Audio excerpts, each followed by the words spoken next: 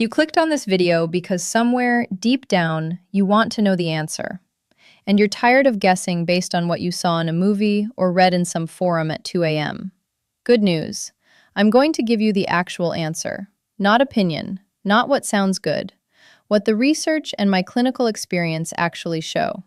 I'm a doctor, I'm a woman, and I'm not going to waste your time with vague reassurance. Let's go. First, let's deal with the obvious question everyone's thinking but won't say out loud. Does size matter?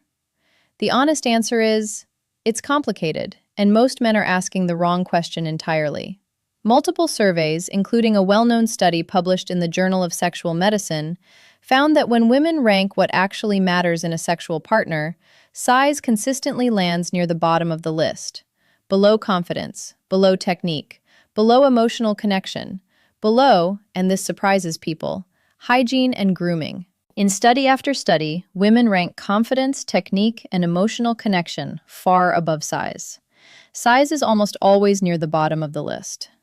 But here's where it gets interesting, because biology isn't irrelevant either. It's just not what people assume. The vaginal canal has the highest concentration of nerve endings in its outer third, closest to the entrance. That means stimulation in that specific zone matters far more than overall length. This is also why girth, not length, shows up repeatedly in research as the dimension women report noticing more. The nerve endings that matter most are concentrated in the outer third of the vaginal canal. That's why girth matters more than length, not the other way around. Now let's talk about what's actually happening psychologically, because this is the part nobody addresses. A huge percentage of male anxiety around size comes from comparison, to pornography, to locker room conversations, to a handful of data points that are not remotely representative. Studies on penis size consistently show average erect length sits around 5.1 to 5.5 inches. Most men who believe they're below average are, statistically, exactly average. The anxiety is doing more damage to your sex life than your actual anatomy ever could. Most men who think they're below average are statistically completely normal. The anxiety itself causes far more sexual dysfunction than anatomy ever does. This matters clinically, by the way, not just emotionally. Performance anxiety triggers a cortisol response, and cortisol directly interferes with the physiological process required for arousal and erection in men. So the worry about size can literally create the exact problem you're worried about. It's a self-fulfilling loop, and I see it constantly in my practice. Men come in convinced their anatomy is the problem, when the actual issue is the stress response they're carrying into the bedroom. Anxiety about size triggers a cortisol response that directly interferes with arousal.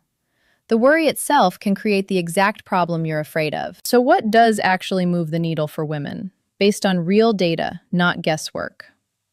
Confidence shows up first, every single time. Not arrogance, genuine ease in your body. Second, technique. Specifically, attentiveness to your partner's responses and willingness to communicate. Third, foreplay duration. Research consistently shows that adequate arousal time before penetration matters more for satisfaction than almost any other physical variable. Fourth, emotional safety, feeling truly seen and prioritized in the moment. Confidence, communication, and foreplay consistently outperform anatomy in every major satisfaction study. These are also the things you can actually improve. Now, practical advice, because I know that's what you came for. If you're someone who has genuine concerns, not anxiety-driven, but real concerns, talk to a urologist, not a forum. There are legitimate medical evaluations for conditions like Peyronie's disease that affect function and should be addressed clinically. But if what you have is anxiety dressed up as a physical insecurity, that's a different conversation, and frankly, a more common one than you'd think. If your concern is medical, see a urologist. If it's anxiety, that's incredibly common and far more fixable than you think. Here's my bottom line, and I say this to every patient who brings this up. Anatomy is a fixed variable. Confidence, communication, technique, and emotional presence are not. Those are skills. They improve with practice and intention the same way anything else does.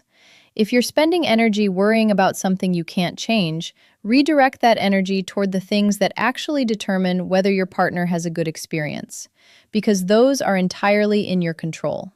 Stop optimizing for the one thing you can't change. Start optimizing for the things that actually determine a good experience, because those are in your control. If this helped you see things differently, share it with someone who needs to hear it. See you in the next one.